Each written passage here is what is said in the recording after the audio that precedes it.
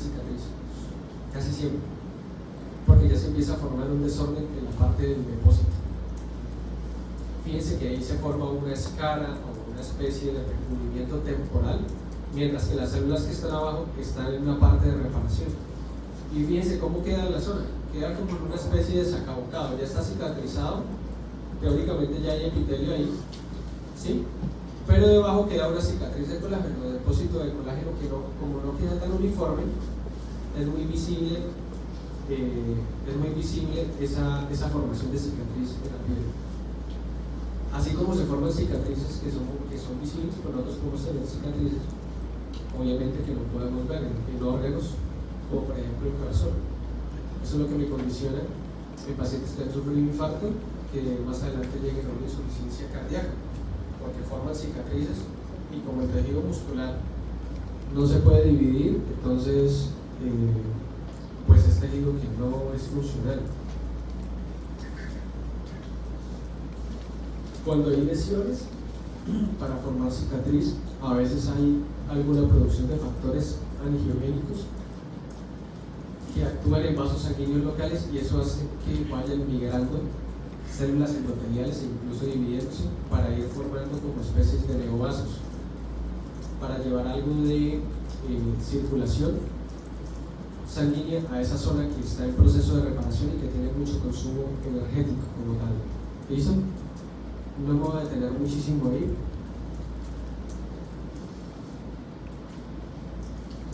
Cuando se está formando entonces la cicatriz, pues hay depósito de tejido, eso ya lo saben, y eso está formado principalmente por los fibroblastos. Eso sí quiero que lo tengan presente. O sea, son los fibroblastos los que están encargados principalmente de ese depósito de matriz extracelular, de colágeno, para reparar la arquitectura de ese tejido. ¿Listo? Miren las citoquinas que están ahí. Hay uno que es el factor de crecimiento transformante beta, que es uno de los más importantes. Listo. Y este, creo que ustedes tuvieron que haberlo visto mucho en inmuno, tocarlo bastante. Digamos que tiene diferentes funciones, pero entre las más importantes es la estimulación de los fibroblastos y la quimiotaxis para que ellos lleguen al sitio de lesión y generen la parte de lo que es el depósito de colágeno y el depósito de matriz fibrosa para la reparación del tejido.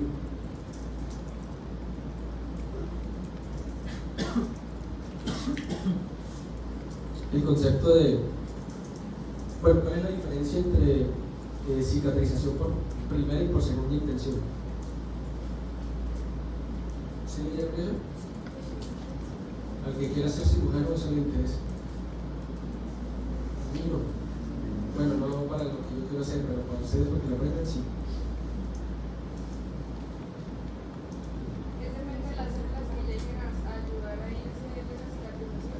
Más que de las células, es como la herida en sí misma, la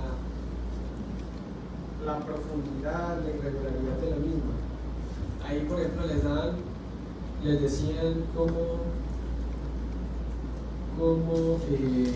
cicatriza una sutura, por ejemplo, ¿cierto? No sé si has visto en esas páginas de Facebook de medicina que muestran a veces esas cesáreas así perfectas, como si el corte hubiera sido casi molecular. Eso sería cicatrización, ¿por qué? ¿Por primera o por segunda? ¿Primera? ¿No leyeron esa partecita? Por segunda. La verdad no lo entendí.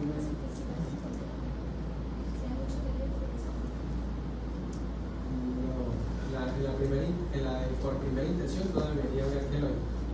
¿Sí? Eso es lo que me dice, ¿sí?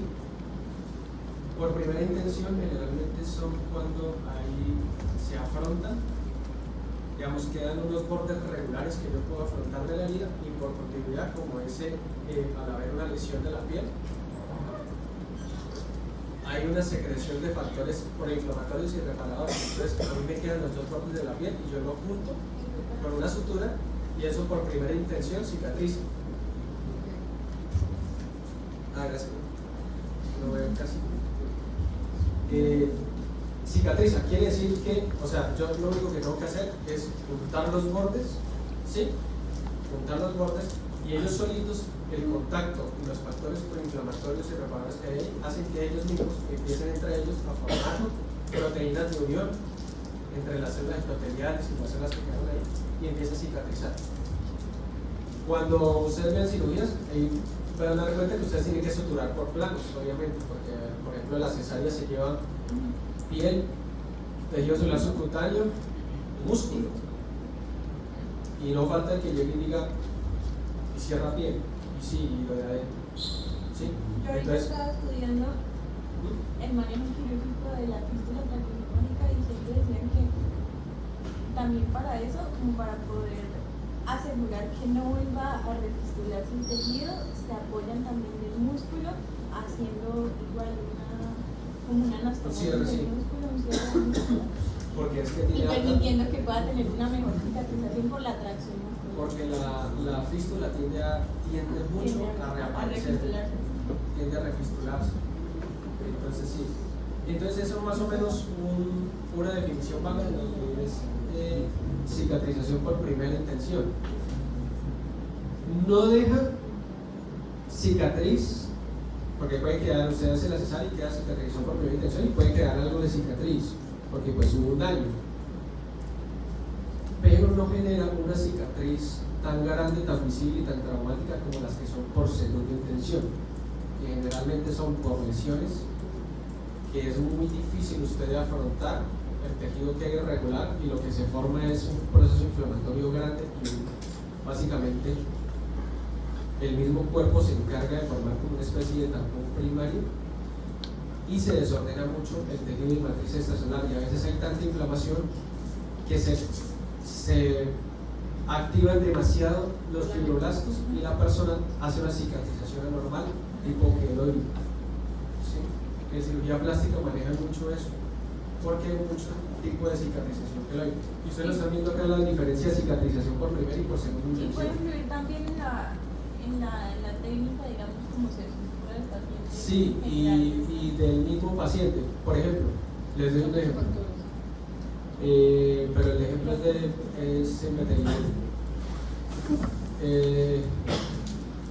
Por ejemplo, mi hermana tenía una gata y la llevó a esterilizar, y a la gata le hicieron, la suturaron. Y la gata hizo una reacción alérgica al material de sutura. Entonces, esa inflamación constante nunca hizo, por estar peleando con la sutura, que ella sellara. Ella estaba sellada por planos, pero la sutura hizo una dehiscencia. Y a ella se le veía en el abdomen un huequito. Entonces me llama el novio de mi hermana, que vive en los partos, y me dice: "Oh, marica, tiene el abdomen abierto, mejor dicho". Y yo le digo: "¿Y cómo así?". Y ella está comiendo todo, ¿cómo está? Y yo: "No, está bien, pero tiene el abdomen ahí abierto". Y me dijo: "Yo la alcanzo a ver como si fuera la tripa, que no sé qué". No. Entonces yo dije: "Uy, debe ser que en el sitio no la suturaron por planos". Y él lo que está viendo es una gasa intestinal que trata de salir. Me asusté. Me la llevé yo al día siguiente, la recogí en el carro, la llevé y me encendí allá con el veterinario, y no, nos pusimos a ver, sí, le había sellado por planos, pero en la zona de epitelial ella hizo una dehiscencia de sutura por una alergia a la sutura. Entonces ella ahí ya empezó a cicatrizar mal externamente, porque internamente no tenía ningún problema. ¿Cómo se llama, profesor? Señor, ¿Cómo se llama? dehiscencia de sutura. Ahorita dehiscencia es que la sutura se rompe, ¿sí? Usted trata de afrontar y la sutura se rompe, sea porque de pronto usted al momento de suturar apretó demasiado la sutura y eso hace que apriete mucho la piel.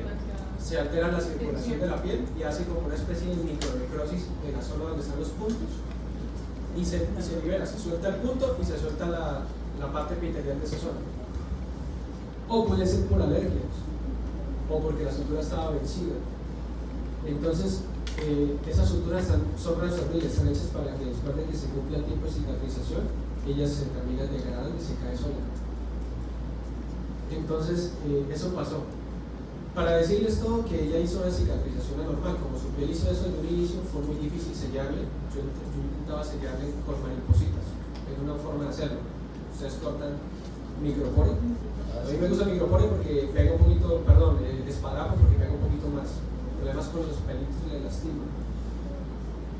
Usted afronta la herida y yo trato que por primera intención eso siga tratando de cicatrizar. Señora. ¿En qué momento se ponen las grapitas? O sea, ¿en qué tipo de...? En la piel, casi no las he visto. Y cuando uno es que hay diferentes maneras de suturar y cuando queman así con... que no sé cómo explicarlo. Cautelizar, Sí, pero en piel no se utiliza casi. ¿En qué se utiliza? Se utiliza más en la parte quirúrgica, pero cuando están trabajando en la parte de abdominal y eso, sobre todo para vasos sanguíneos, para que no sangren tanto. Pero lo que es unión de piel, de músculo, casi siempre se utiliza sutura. Sí he visto lo de las grapitas, incluso he visto unos geles pero por ejemplo, a ver, en la policía usábamos uno que es de combate, que es un parchecito. Usted coge un herido, pero eso es para, eso usted no lo hace intrahospitalario porque intrahospitalario se tiene todo. Eso es para usarlo usted cuando está en el monte para salvarle la vida a la persona. Digamos, a él le dispararon y tiene un sangrado en la pierna y usted no logra detenerlo. Entonces, eso es un parche, usted lo destapa y él se activa el componente y él quema. Si usted lo toca en ese momento, él le quema a usted. Usted lo pone sobre la herida y él lo que hace es que le achicharra básicamente la piel y hace que se cierre la herida. ¿Sí? A riesgo más adelante, ¿no?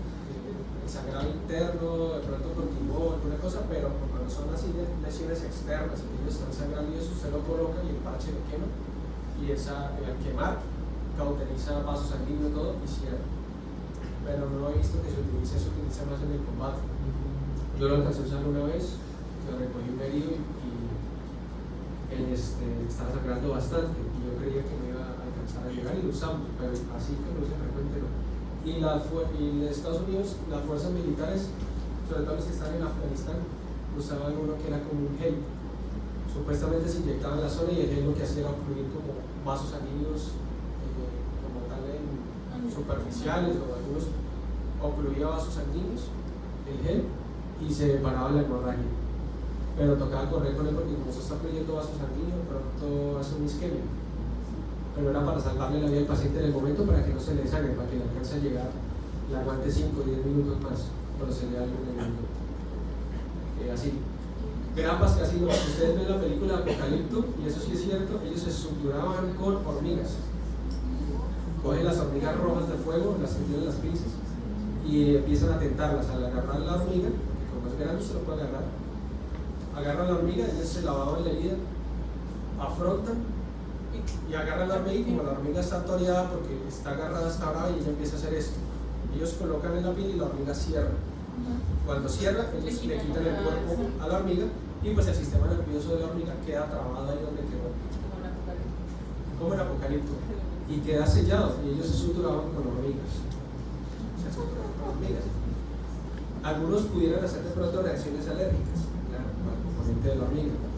Pero la hormiga, como en la saliva tiene diferentes ácidos para degradar, ese ácido que la hormiga suelta en ese momento cuando muerde actuaba como antibacteriano y la herida era muy difícil para la herida sin dejar. Entonces no sé quién les enseñó, no sé si pero lo hacían y lo hacían bien. Entonces ellos suturaban de esa manera. Profe, ¿y en los pacientes igual puede generar alergia a alguno de los tejidos de la alguno de los componentes de la sutura? ¿Cómo uno puede evaluar? ¿Como para predecir eso? ¿Qué va a Sí. pasar? No se puede, solo tiene. No dice no. Es como, por ejemplo, que un paciente necesita un medicamento y usted sabe si él va a ser alérgico o no, pues usted le pregunta, pero si él nunca lo ha tomado, muy difícil. Y no hay una escala o algo que nos diga si él tiene esto, él va a ser alérgico. Es muy complicado. Y a veces hay suturas que tienen el mismo componente, pero va a haber un paciente que hace a esta marca de sutura específicamente alergia y a esta no. Van a haber pacientes, por ejemplo, que se tratan con medicamentos levotiroxina y hay algunos que les sirven el Eutirox y hay otros que les sirven el Levotirox. No sabemos por qué, pero en genética van a ver algo que llaman los polimorfismos y que lo están estudiando como los polimorfismos de cada quien actúan en qué tanto le sirve un medicamento a una persona. Eso se ve en los pacientes, las mujeres con migraña. Hay algunas con migraña que les sirve un ibuprofeno de 600 y hay otras que requieren, requieren ibuprofeno, requieren tramadol, requieren ergotamina más cafeína. Entonces eso influye en los polimorfismos. Entonces eso.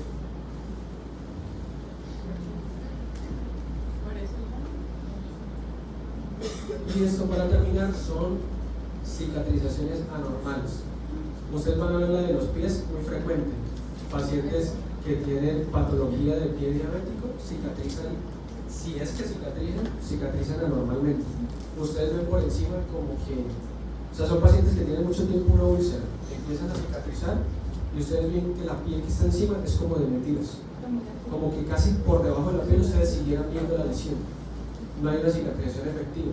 En el pie diabético, por alteración de la microvasculatura que conlleva un tiempo expuesto a altas cifras de hiperglicemia, pues eso va generando cuando damos patología arterial, como la afecta.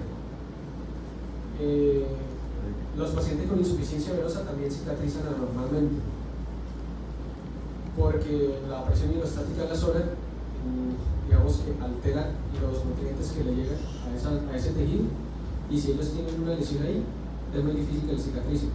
No sé si alguno tenga una tía, una prima, un familiar que sufre de vena varice y a veces hacen úlceras en la zona de las venas varices y ellas mantienen con un vendaje siempre, todos los días.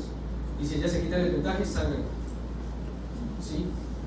Y entonces ellas se cuidan mucho de golpes, a veces hasta le pican un zancudo y esa zona empieza a sangrar. ¿Sí? Y pueden hacer lesiones así.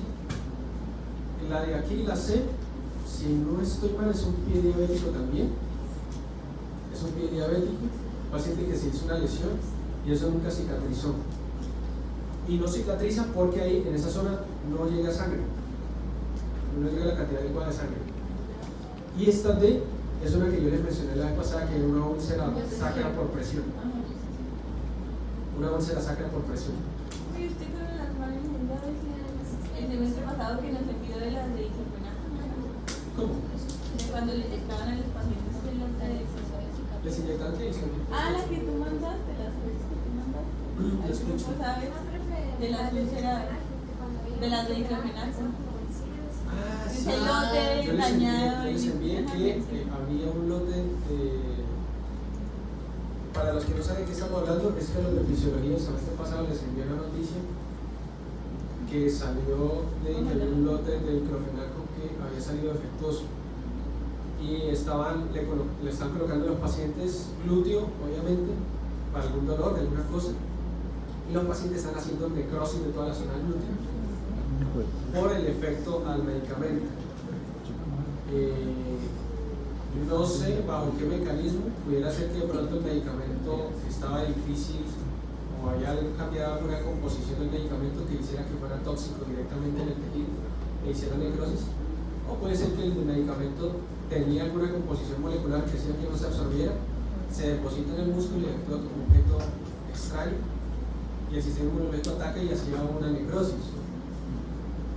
Nunca supe bajo qué mecanismo. Lo que sí supe es que en donde yo estaba trabajando prohibieron aplicar diclofenaco por unos 15 días mientras ese lote pasaba y se recogía. Así que todos los que en ese tiempo colocaron diclofenaco por una gripa la llevaron. La otra es esta que ustedes están viendo acá, que ya habían visto, que es la úlcera. Es la parte de la úlcera, que es una inflamación crónica también. Y por la inflamación crónica que hay en esa zona, que no hay una cicatrización adecuada. La úlcera. ¿Qué no tiene letra? Ojo, porque muchachos, una úlcera, por ejemplo, gástrica, duodenal, de mucho tiempo, que permanece en inflamación, puede volverse cáncer. Por eso es que hacen la endoscopia. Los pacientes que sufren de gastritis por mucho tiempo, con esos síntomas, les hacen y les encuentran una úlcera. El paciente por lo menos cada año debería estarse haciendo un estudio endoscópico, porque esa inflamación constante hace que ese tejido ahí sí empiece a entrar en metaplasia